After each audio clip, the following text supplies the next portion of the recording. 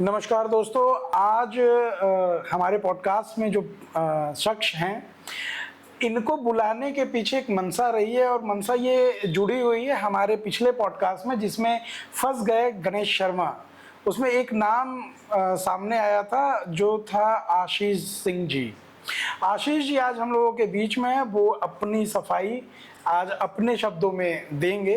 तो आज का जो ये पॉडकास्ट होगा वो सिर्फ इस बात पे निहित होगा कि जो प्रश्न गणेश शर्मा जी ने रखे थे आशीष जी के विरुद्ध, वो प्रश्न मेरे साथ होंगे और ये जवाब जो होगा वो आशीष जी का अपना होगा। तो आशीष जी नमस्कार। नमस्कार। और एक बार कहने पर आप आ गए, इसके लिए बहुत बहुत धन्यवाद। अरे नहीं, आपने बुलाया, हम आ गए। नहीं, हमने नहीं बुलाया। कुछ प्रश्न ऐसे थे जिन्होंने आपको खींच लाया। हाँ, आपको इधर बुलाने के लिए मजबूर किया। बिल्कुल। तो जो प्रश्न है वो ये है कि अगर हम पॉडकास्ट में देखें तो गणेश शर्मा जी का जो पहला प्रश्न था, और ये क्योंकि मैं तो उस दौरान वहाँ पे उपस्थित नहीं था, लेकिन सवाल जो थे वो ये थे कि आप शराब पीने के लिए पैसे मांगते हैं साहब, ये क्या बात हुई? कितनी बार उन्होंने दिया है शराब पीने के लिए पैसा? आप मांगते हैं ऐसा बोला है उन्होंने, दिया है नहीं दिया वो बात की बात है। अगर वो दिया हो तो उन्होंने वो सबूत दे दे हमको। अच्छा। कि दिया है कहीं। जैसे उनके साथ क्या है जी। कि हर चीज का सबूत मांगते फिरते हैं। हाँ कि सबूत दिखाओ जी। तो अगर वो दिए हैं तो उसका सबूत हमको दिखा दे तो हम मान ले जो है।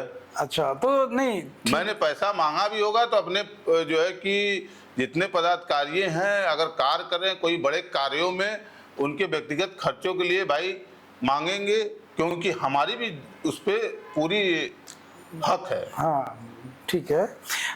एक इसमें एक प्रश्न ये उठता है भाई साहब कि जब आप ग्रुप में काम कर रहे हैं, सब कुछ हो रहा है, तो जब भी आपका प्रोग्राम या फंक्शन खत्म होता है तो आप लोग नमकीन चोरी कर ले जाते हैं, आपकी टीम के 11-12 लोग।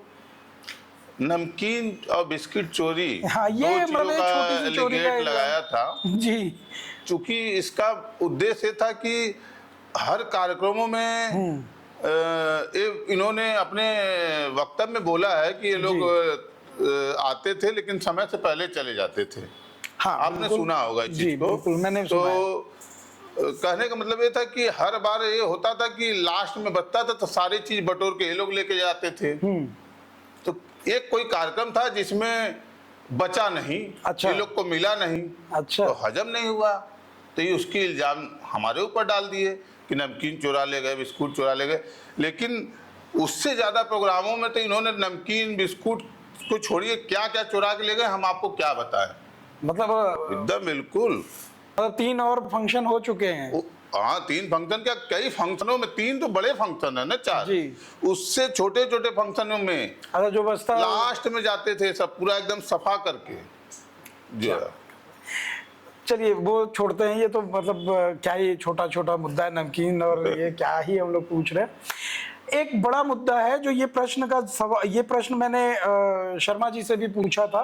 वो प्रश्न ये है कि आखिरकार बनारस का फोटोग्राफर इतना कमजोर क्यों है कि इतनी संस्थाएं होने के बाद भी वो अभी तक स्वावलंबी नहीं हो पाया, और फोटोग्राफरों को संस्था की जरूरत पड़ ही क्यों रही है? और इतनी सारी संस्थाओं की एक संस्था क्या काम नहीं कर पा रही है क्या? हर बार हम देखते हैं कि नई संस्था आके खड़ी हो जाती है और वो कहती है कि नहीं ये काम करो वो काम करो। देखिए, संस्थाएं तो बनारस में बहुत सारी हैं। हाँ, जरूरत क्यों है इसकी? और बहुत समय से हैं जी। कोई नई पीयूपी तो यहाँ पे जिस संस्था से ये लोग जुड़े थे, हम जुड़े थे जी। अभी नहीं थे। जब ये लोग का निष्कासन हुआ उस समय मैं नहीं था। मैंने 31 दिसंबर 2024 को ही अपना इस्तीफा दे चुका हूँ। तो क्या आपको पता था क्या? नहीं, पता नहीं था, लेकिन मैं कुछ लोगों की नीतियों से एकदम खफा था कि ये अपने तरीके से चलाते, इसलिए। तो आपका सवाल जो था कि संस्थाएं, जी, तो संस्थाएं तो बहुत सारी है बनारस में। बिल्कुल। और सबके पास कुछ न कुछ मेंबर हैं। उनके किन्हीं संस्थाओं के पास बहुत सॉलिड लोग हैं और विगत कई वर्षों से कार्य करती आ रही हैं, चल रही हैं बहुत अच्छा जी। और ये अपना संस्था 4 साल में उन सारे संस्थाओं को पछाड़ते हुए टॉप लेवल पे गया, ऊंचाइयों पे। जी। उन संस्थाओं में कई संस्थाएं ऐसी थी जो बैकफुट पे चली गई अच्छा। कि मेरा तो कुछ होने वाला नहीं है। लेकिन अभी ऐसा क्या हुआ कि अब वो सब संस्थाएं एकदम आराम से उभर रही हैं बहुत तेजी से। अब उनको लगा कि अब मुझे फिर पनपने का मौका मिला, क्योंकि ये खत्म हो गया। इसमें व्यक्तिगत एक आदमी गणेश शर्मा जी। एंड टीम मतलब वही 4। अब वो कुछ नाम भी आप लोगों ने रख रखा है। गणेश शर्मा एंड टीम 4, इन्होंने निजी स्वार्थ के लिए बनारस की पीयूपी टीम को नीचे और ऊंचाई से नीचे जमीन पे फर्श पे ला दिया। फर्श अर्थ से फर्श पर, केवल निजी स्वार्थ। अच्छा। इनको अपने लिए कोई काम नहीं करना है, इनको संस्था के लिए काम करना था। इन्होंने मुझे बुलाया और संस्था में जोड़ा था। और संस्था में जब 5-6 लोगों की नींव रखी गई थी, उसमें 6 मेंबर थे। हाँ।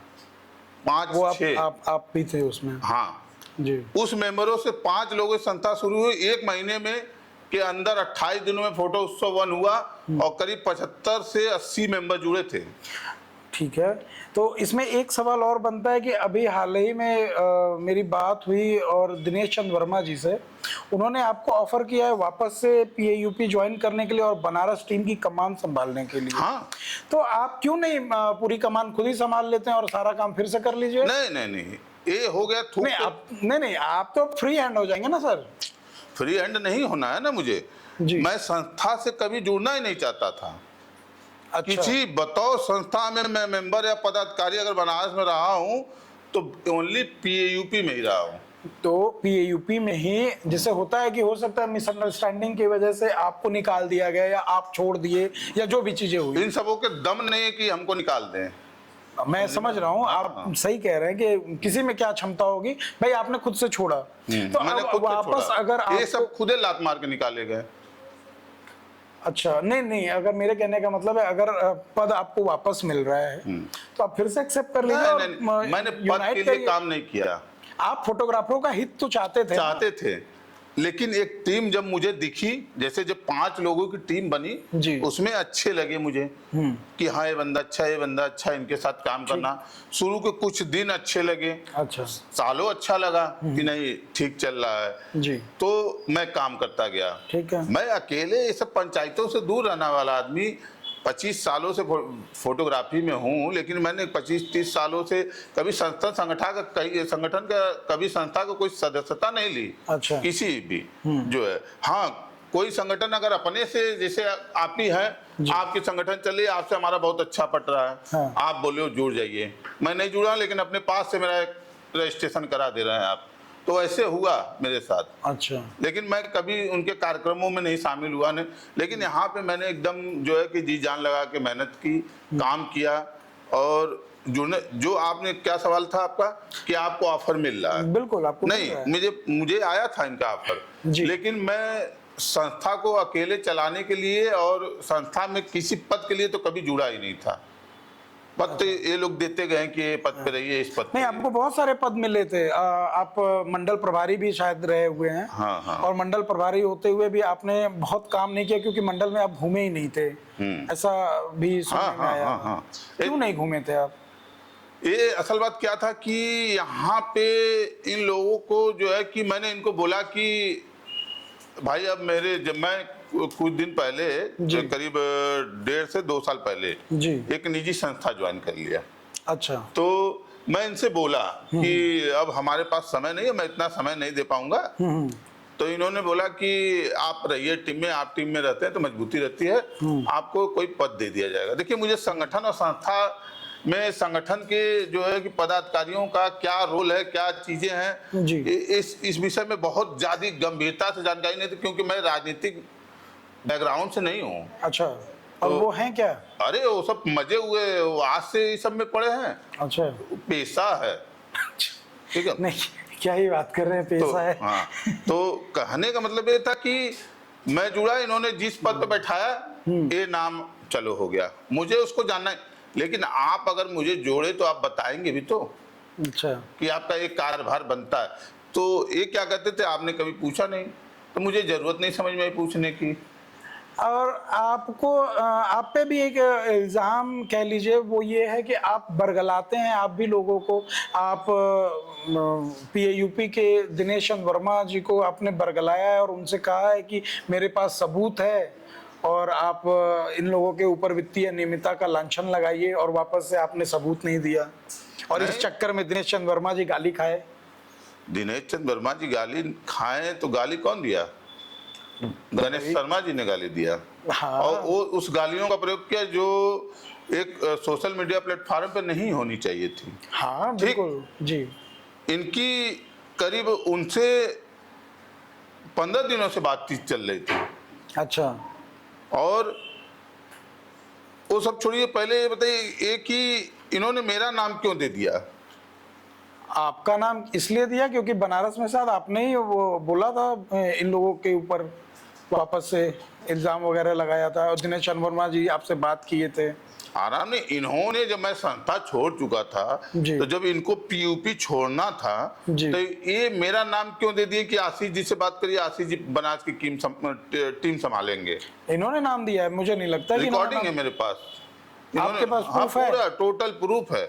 इन्होंने नाम दिया है बकायदे आपका कि हाँ, आप संभालेंगे। हाँ, नाम दिया कि इनसे बात करिए, संभाल लेंगे। तो मैं संस्था संगठन के पीछे भागता नहीं हूँ। मैं एक टीम के साथ था, जिस टीम में लगा जैसे कि अब टीम बिगड़ रही है, और बिगड़ नहीं, ये इस अपने मेन मुद्दों से हटके हाँ। अपने निजी स्वार्थ के मुद्दों पे जब घूमने लगे तो मैंने सोचा कि अब यहाँ अब हमारी जरूरत नहीं है, मैं निकल गया। अच्छा, एक चीज तो इसमें हो ही सकती है कि अगर गणेश शर्मा एक्चुअल में पैसा छुपाना चाहते, मैं मतलब ये मेरा अपना ओपिनियन है कि अगर वो आदमी अगर स्वयं से पैसा छुपाना चाहता तो आपको पैसा उतारने ही नहीं देते, किसी और के थ्रू फंड कलेक्ट करवाते, और फंड कलेक्ट करवाते अपने आदमियों से। उनके 4 आदमी थे शायद आपके हिसाब से, तो उन चारों में से लोग रहते, और जब आपको पता ही नहीं चलता कि इनकम आई कितनी है तो एक्सपेंस आप पूछते कहाँ, पूछ ही कैसे पाते कि कितना बचा है कितना नहीं बचा है? तो आपको ही उन्होंने क्यों ऑफर किया कि नहीं भाई आप ही उतारिए? ये देखिए, बहुत बड़ा बंदा, बहुत चालाक है। अच्छा। ठीक। हाँ। और पैसा मुझे पद और पद की वजह से नहीं मिला कि आप पैसा उतारिए। अच्छा। ये बोल दिया करते थे कि आशीष जी आप पैसा उतार लीजिए। मैं बोला ठीक है भाई, उतार लूंगा। उतारता था पैसा। उतार के मैं पैसा के अपने घर ले जाता था कि अपने अकाउंट में रखता था, और तुरंत हैंड ओवर करता था विवाद जी को, क्योंकि मेन उस चीजों के पैसे का कलेक्शन विवाद जी के पास जाता था। पूरा बायोडाटा विवाद जी बनाते थे। और इन्होंने एक अपने पॉडकास्ट में कहा था कि दोनों माध्यम से उतारते थे, ऑनलाइन और ऑफलाइन। तो मैंने केवल ऑफलाइन पैसा उतारा है, ऑनलाइन कभी नहीं लिया है। अच्छा। ठीक है, सारा पैसा इनके पास जाता था। इस पैसे को ये क्या करते थे मैंने कभी पूछा भी नहीं। क्यों नहीं पूछा? आपको तो खर्च उस समय नहीं पूछा, बाद में तो उसी वजह से पूछा कि भाई अब जो है कि कार्यक्रम खत्म हो गया, तो अब जो है कि जब टीम नहीं बनी तो अब एक बार जो है कि अपना ब्यौरा पेश कर दीजिए तो साल भर इसमें का। एक सवाल इसमें और उठ जाता है भैया कि आप उस खर्च के दौरान वहां पे उपस्थित रहते थे? किस खर्च के दौरान? जैसे अभी मान लीजिए किसी फंक्शन में कुछ खर्चे हो रहे हैं, तो वो खर्चे जब हो रहे हैं तो आप उस समय थे खर्च करते समय? आप ये भी तो कह सकते थे कि हाँ भाई बताइए, हम खर्चा बता रहे हैं कहाँ पे हो रहा है।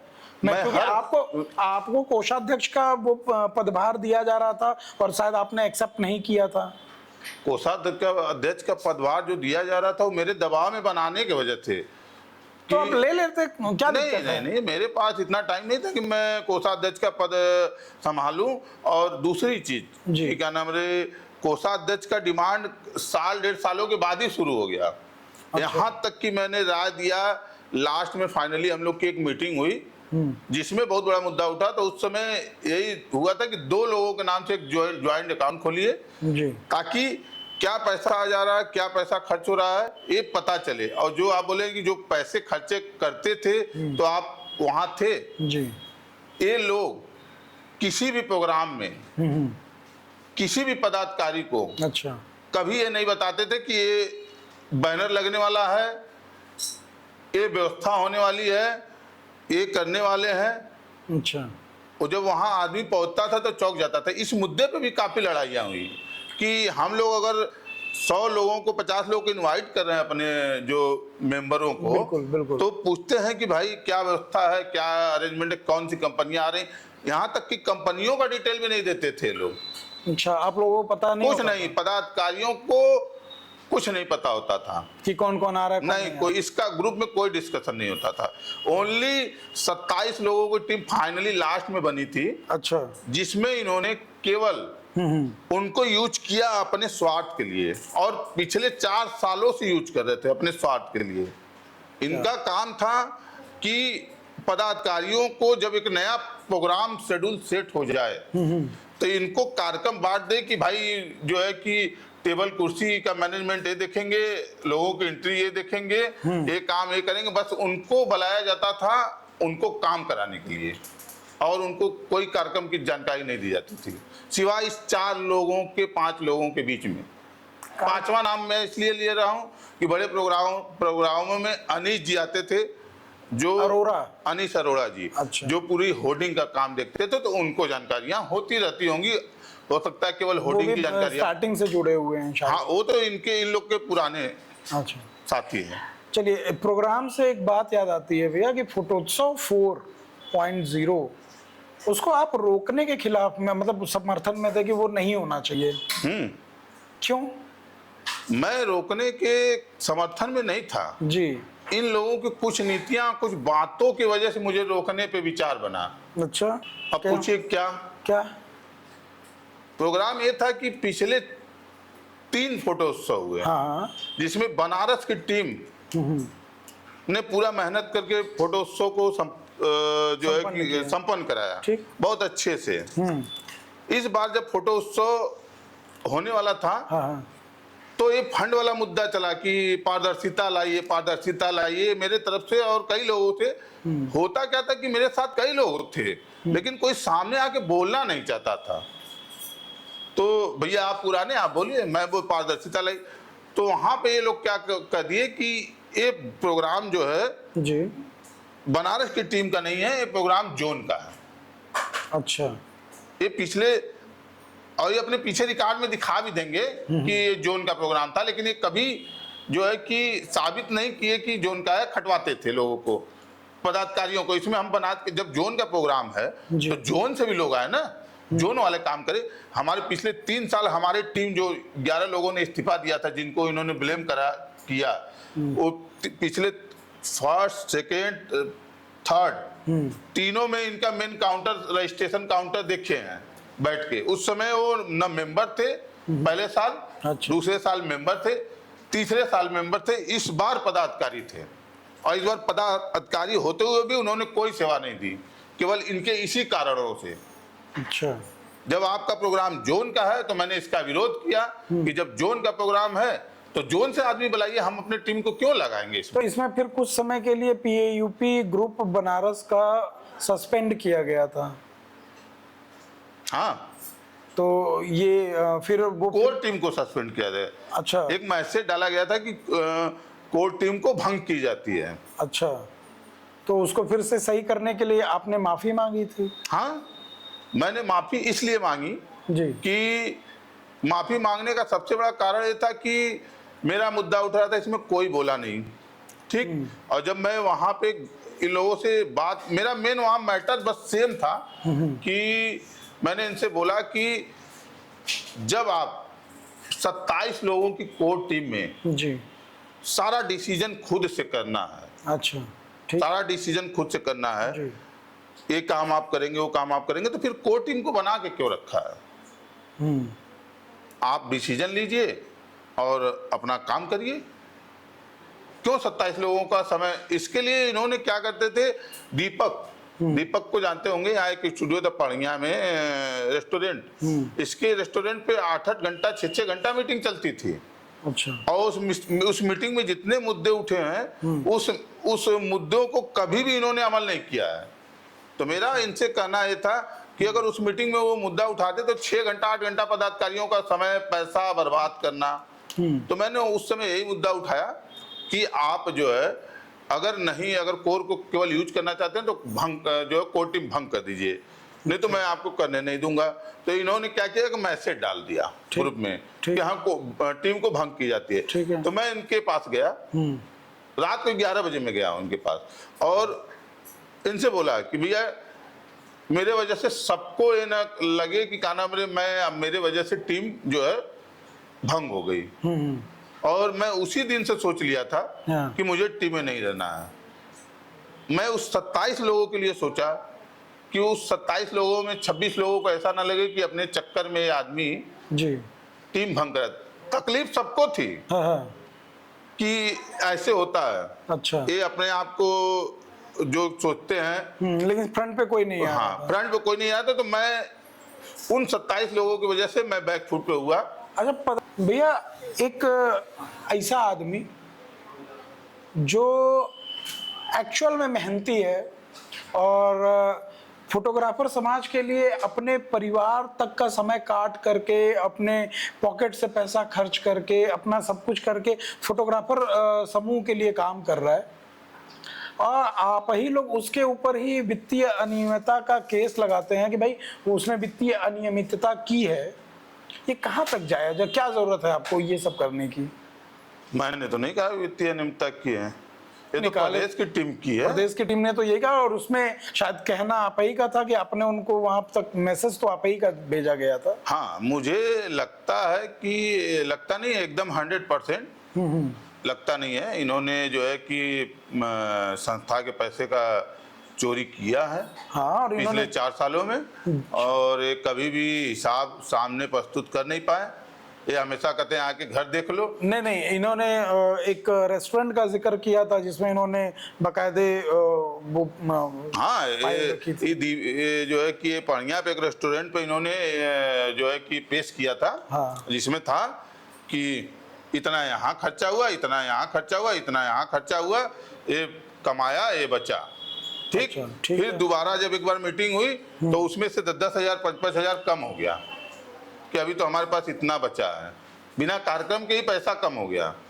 तो मुँह जवानी अगर कोर की टीम है जी। और आपके साथ जो जुड़े हैं जो, तो अगर ये मुँह जवानी अगर बताने लगे तो इसी को मान ले, तो फिर ये तो मुँह जवानी हर साल बताते थे। कभी इसको जो है कि डिटेल में कभी नहीं दिया कि हाँ यहाँ से इतना आया, अच्छा, क्या होना चाहिए कि इस कार्यक्रम में इतना अर्जित हुआ, ये खर्चा हुआ, ये शेष बचा या ना नहीं बचा। अच्छा। ठीक है, ये किसी को लेना नहीं था। पारदर्शिता तो इसको कहते हैं ना कि पारदर्शिता आप सामने रखिए कि हमने इतना कमाया, संस्था के पास इतना फंड बचा है, नहीं इसमें घाटा हुआ। ये जो कहते हैं कि 50,000 मैं लगाने को तैयार था, हाँ। ये कभी नहीं लगाए होंगे। संस्था इन्होंने जीरो से कमाना चालू कर दिया। पहले महीने में ही इन्होंने, संस्था के चालू होने के पहले महीने में ही इन्होंने फोटो उत्सव ऑन किया, उसमें भी इनका धन का अर्जन हुआ जो है। और उसके बाद एक कंटिन्यू कहते हैं ना वर्कशॉप कराते थे, हमेशा कराते थे। इसमें वर्कशॉप कराने का उद्देश्य था कि संस्था के लिए धन जुटाना। अच्छी बात है, लेकिन जुटाओ तो उसका विवरण भी तो सबके सामने रखिए आप। तो वो कोषाध्यक्ष भी तो बना ही रहे थे। किसको बना रहे थे कोषाध्यक्ष? आप ही को ऑफर हुआ था।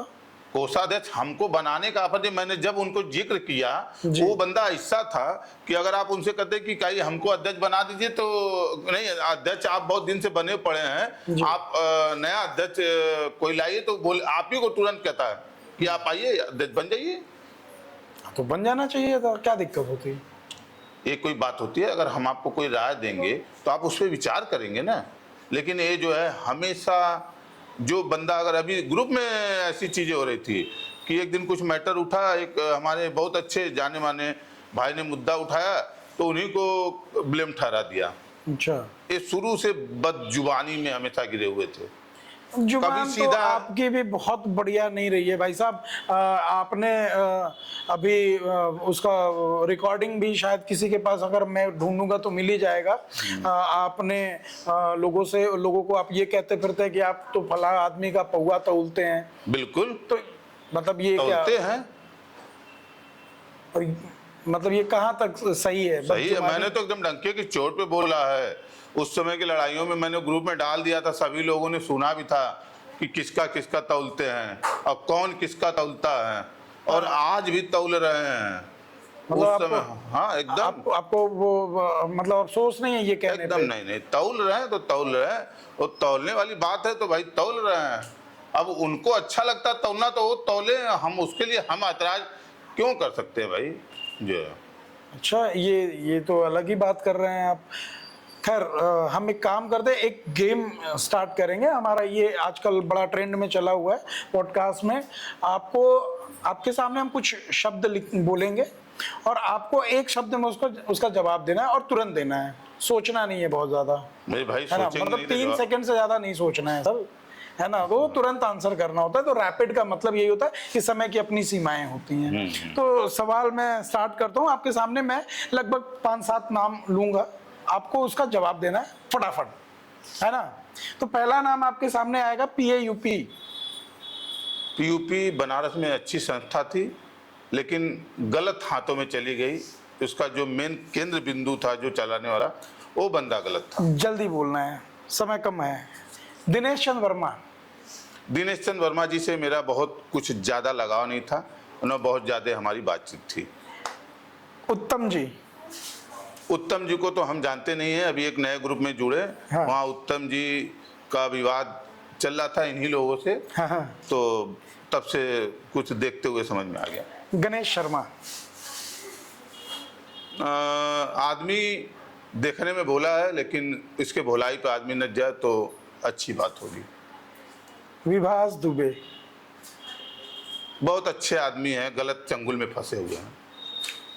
क्या बात है। राजेश प्रजापति। ये भी आदमी अच्छे हैं, ये 3-4 लोगों के चंगुल में फंसे हुए हैं, निकल नहीं पा रहे हैं। तो उनके, चलिए मैं बाद में बात करूंगा। एक आखिरी नाम, मिथिलेश उपाध्याय।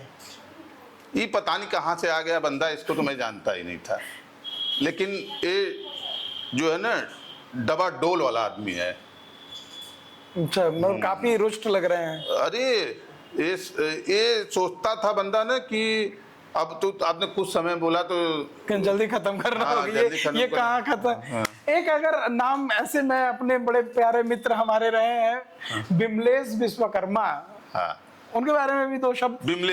बिमलेश को जो है कि मैं जानता था इन्हीं लोगों के माध्यम से, कुछ लोग को मैं पीयूपी के जुड़ने के माध्यम से जाना। तो बिमलेश को ऊपर यही लोग जो है कि चोरी का भी इल्जाम लगाया, कि फंड की चोरी की, गणेश शर्मा जी लगाया। अच्छा, और इनको कुछ दिन के लिए हटा दिया गया, फिर इनको टीम में ले लिए। आपको क्या लगता है? अगर किए होते तो नहीं लेते। मैंने तो पूछा भी था इनसे कि क्या नाम रे, अगर अगले ने क्या नाम रे अगर एक काम किया तो आपने फिर दोबारा, तो इन लोग का कहना था एक बार मौका दे। तो वो चोरी में नहीं गया, हाँ। इन लोग को कुछ नीतियों में उसका नीति बैठा नहीं होगा, तो उसलिए कुछ समय के लिए हटा दिए। हाँ। फिर देखे कि चलो यार आदमी से इसको खींचो, एक काम का है जो। सारे प्रश्नों के जवाब बड़ी बेबाकी से दिया आपने, और हमारे एक बुलाने पर आप आए, इसके लिए बनारसी बकैत आपका बहुत बहुत आभार व्यक्त करता है सर। नमस्कार।